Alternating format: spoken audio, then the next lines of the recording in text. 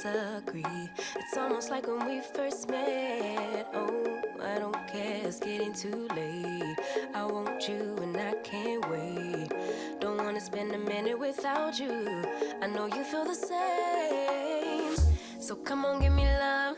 I'ma show you how to move with my body. Come hit me with your touch and make me wanna say, damn.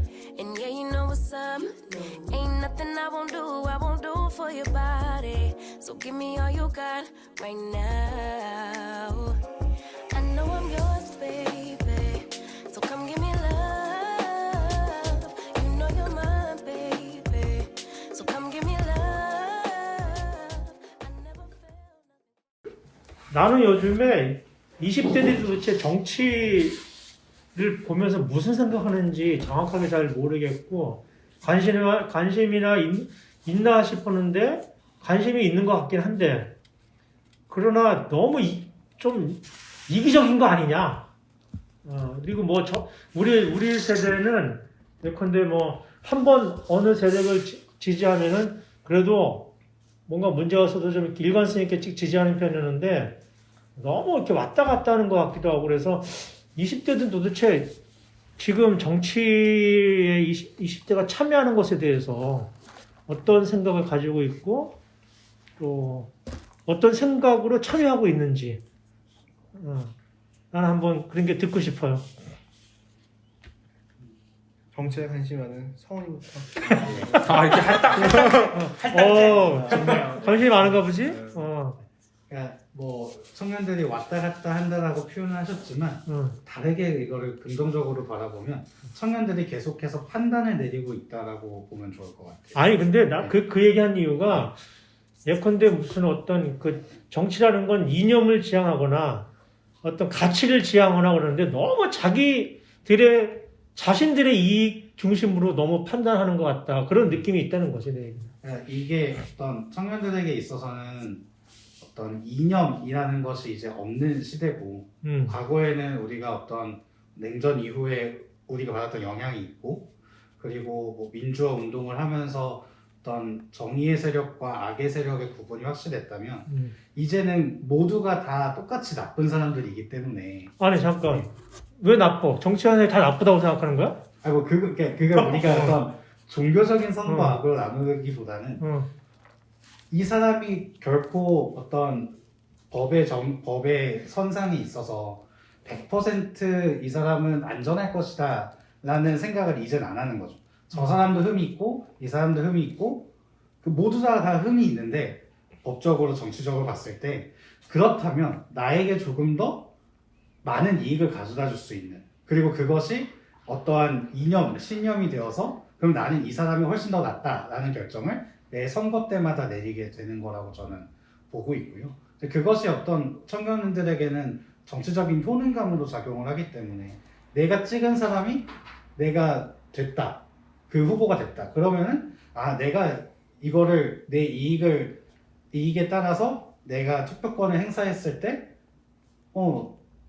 그 후보가 뽑히고 그러면 성공적인 거다라는 그런 어떤 논리가 나는 거죠. 예컨대 우리 한국 사회에서 20대가 정치권에 이렇게 주체적으로 자기 보이스를 갖게 된 게 얼마 오래지 않은 것처럼 느껴지는데 실제로 그렇지 않죠. 왜냐하면 우리가 대학생 때는 뭐 거의 민주화를 일으킨 주도한 세력이었으니까 그 이후에 20대들이 거의 정치권에 거의 별로 존재감이 없다가 최근에 와서 근데 이준석 대표의 뭐 등장이라든가 이런 거를 통해서 20대가 다시 등장을 하긴 한 것 같은데 그게 내가 경험한 20대의 그 정치 참여와 너무 다르니까 솔직히 무슨 생각으로 정치를 하나 그런 어떤 그 자신들의 이익을 대변하는 세력으로서의 정치라는 것도 뭐 이해를 못하는 바는 아니지만은 그래도 좀 정치라는 것을 너무 이렇게 가볍게들 생각하는 거 아닌가. 자기 중심적으로. 어떤 공동체나 공동성 이런 건 없이 너무 자신들의 유익에 유불리만 생각하는 거 아닌가라는 느낌을 가지는 어른들이 꽤 있어요. 다른 말로 하면 그만큼 닥친 현실이 좀 힘들다라는 거 아닐까요? 그러니까 좀 큰 그림을 보는 게 이제 기성세대한테서 조금 더 의미 있을 수 있는데 사실 젊은 입장에서는 큰 그림보다는 지금 내가 좀 더 편하게 사는 거를 더 중요하게 생각하는 것 같아요. 바로 앞에 보이는 것들. 시야가 되게 짧아졌다고들 이야기를 하시는데 사실상 더 먼 시야를 보기엔 내 생활이 좀 힘들다 라고도 생각해 볼 수 있을 것 같아요. 사실 근데 저는 개인적으로 2030 중에 정치에 관심 있는 사람들이 많지 않은 것 같아요. 저도 하거든요. 거기는 동의해요. 네. 그러니까 어떻게 보면 그러면 지금 그 소위 대선 국면에서 그 정치인들이 20대 또는 MZ 세대에 대해서 굉장히 구애를 많이 하잖아. 이거에 대해서 어떤 느낌이야? 사실 뭐 거의 대부분은 제 주위는 별 신경 안 쓰는 네, 그런 사람들이 많죠. 아니, 그러니까 그렇게 여러분들의 표를 구애하는 정치인들을 보면 어떤 느낌이 드냐 이거지. 진작에 좀 하지. 진작에 좀 하지. 이미 늦었다. 저는 그래서 제일 황당한 게 그 국가 정책적으로 또는 뭐 어떤 그 획기적인 정책의 실현으로서 비정규직들을 정규직으로 전환하는 사태가 몇 번 있었는데 인천공항이나 KTX 여승무원들 오히려 젊은 사람들이 다 반대하고 그거는 기회가 균등하게 이루어진 게 아니다라는 식의 그 반발을 했었잖아.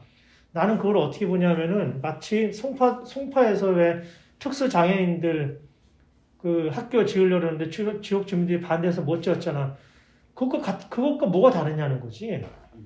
젊은 사람들이 왜 그렇게밖에 생각이 안 할까라는 그런 답답함이 사실 나한테 있어요. 그 같은 거 아니에요? 우리 사회의 약자들을 위해서 학교를 짓겠다는데 땅값 떨어진다고 집값 떨어진다고 주민들이 반대했어. 청년들을 위한 공공임대주택 짓는다는데 동네 사람들이 반대해. 그거랑 젊은 사람들이 비정규직이 있던 사람들을 정규직으로 전환하는 것을 반대하는 거는 뭐가 다르냐는 거지. 결국은 자기 중심적이고 자기한테 이익이 안 되고 그걸 말로 뭐 기회 균등이니 어떠니 공정이니 치장을 하지만 실제로는 자기한테 피해 오는 게 싫다는 거 아니야? 아무리 약자고 뭐라 그래도 실력이 없는 약자는 받을 필요 없다는 거 아니야? 나는 거기에 문제가 있다는 거지 나는. 근데 거기에는 근데 뭐 청년들이 다 공감하지 않을까요? 저희 그러니까 아니지 거의 다 공감하지 않았지 그때 당시. 조금 이건 관점의 차이 같은데 그러니까 반대했다는 것을 좀 이렇게 확성기로 크게 증폭시킨 채널들을 사실 기성세대는 그 채널 통해서 보는 것 같고 청년들 중에서는 뭐 그것에 대해서 목소리 높이는 사람들도 있지만 사실은 그랬어 하고 이제 넘어가는 그러니까 이게 결국에는 관심과 청년들은 관심이 없거든요. 임국공 사태가 그렇게 내 삶에 관련이 없기 때문에 사실 그런가 보다. 그런 일이 있었구나. 부럽네. 만약에 취직됐다. 임국공에 정말 이제 정규직으로 들어가려고 열심히 시험을 봐서 노력했던 사람들이라면 아쉽겠지만 그 사람들은 또 이렇게 이 기회를 통해서 직업을 더 나은 직업을 갖게 된 사람들도 있겠네. 뭐 이 정도인데. 그러니까 우리는 그걸 이제 팩트로 보는데 이것에 대해서 가치 평가를 하고 그 가치 평가된 결과를 기성세대는 바라보니까 그러면 청년들을 왜 항상 이익만 쫓아? 라는 이제 값으로 결과가 나오는 거죠. 네. 저희는 이제 그래서 우리는 그렇게 시리어스하게 생각하지 않는데 그런데 어른들은 왜 이렇게 많이 그 원인이 뭐야? 왜 이게 이렇게 그럼 왜 나 같은 사람들은 이게 청년들이 대부분 그런 지금 방향성을 가지고 있다, 그런 경향성이 있다라고 생각하는 게 대체적으로 우리가 만나면 하는 얘기거든, 어른들이. 요즘 애들 다 그렇지 뭐 이렇게 얘기하는 건데 그렇지 않다는 거잖아. 근데 약간 저는 지금 처음에 정치 얘기를 했으니까 제가 봤을 때는 이제 기성 세대들이 그 특정 정당에 대한 지지를 가졌다면 이제 20대나 이제 젊은 세대로 올수록 특정 정당이나 그 특정 가치관을 지지하기보다는 그 후보가 어떤 사람이냐에 따라 달라지기 때문에 그 선호도가 달라 보인다. 약간 이렇게 왔다 갔다 하는 것처럼 보일 수 있다라고 저는 좀 보거든요. 그러니까 개인을 지지하는 게 개인에 따라 달라지는 거지. 그런데 그 지지하는 개인이 이쪽 정당에 속할 수도 있고 다른 정당에 속할 수도 있으니까 이제 그거를 기성세대가 바라봤을 때는 왜 정당에서 왔다 갔다 아니 근데 개인을 우선적으로 본다는 게 무슨 뜻이야? 그 후보가 어떤 공약을 가지고 있고 어떤 가치관을 가지고 있는 사람이냐. 저는 진짜?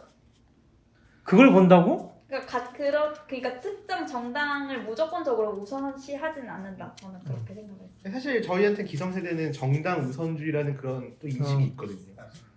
누가 아니, 나도 예. 아니 나는 만약에 20대가 대체적으로 다 그런 건 아니지만은 그 정당이나 이념보다는 사람의 됨됨이나 정책을 중심으로 본다라고 한다면 난 너무 환영할 일이지.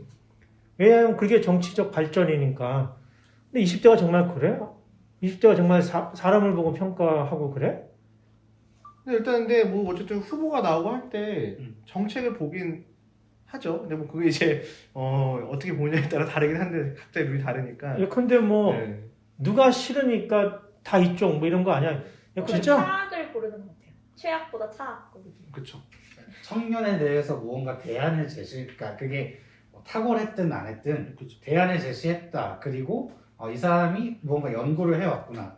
반응을 그렇게 사는 즉각 거죠. 해주는 거. 성중표는요, 뭐 얘가 이건 얘기하면 반응하잖아요. 뭐 가령 사형제 같은 경우도 사형제 왜 안? 홍준표 하잖아요. 사형제 부활시켜야 돼. 바로 반응을 하잖아요. 그 반응이 이제 그 2030 애들에게는 그러니까 자기네 의견에 반응을 해준다는 거지. 근데 그것도 어쨌든 그 정책이 내가 생각하는 정책이 여기에 포함되어 있는 이 사람 괜찮네 이렇게 되는 거예요. 아, 그러니까 그 정책이 옳은 거냐 틀리냐가는 그건 중요하지 별개의 않아요. 문제고. 저희가 하는 이야기를 이 사람은 알고 있고 이야기를 하느냐. 그러니까 여러분들의 이야기를 들어주는 들어주고 그것을 바로 응답해 주는 반응을 해주려고 하는 거다라는 점에서 사람을 본다. 네, 이게 첫 번째 단계고 이제 두 오케이. 번째 단계에서는 그 내용을 보겠죠. 근데 저는 약간 짚고 넘어가고 싶었던 게 음.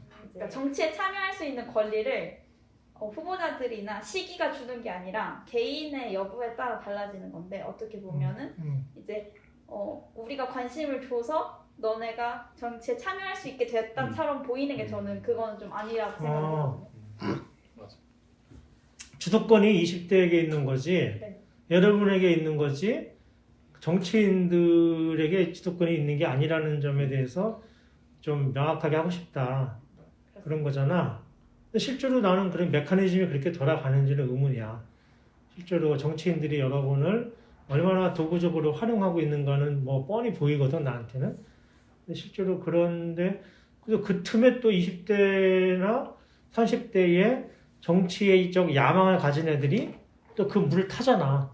타가지고 또 거기서 뭐 하려고 또 삐적삐적 되잖아.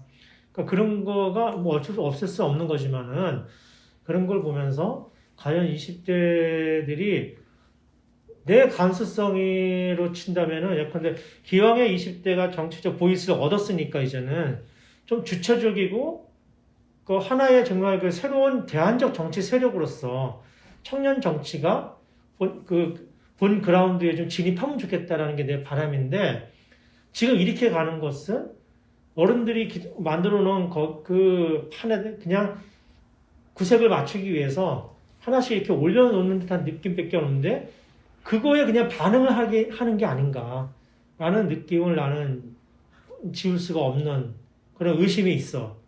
그래서 그런 점에서 이러다가 정말 그 지금 청년들이 대선 끝나고 나면은 아무것도 안 남게 되지 않을까.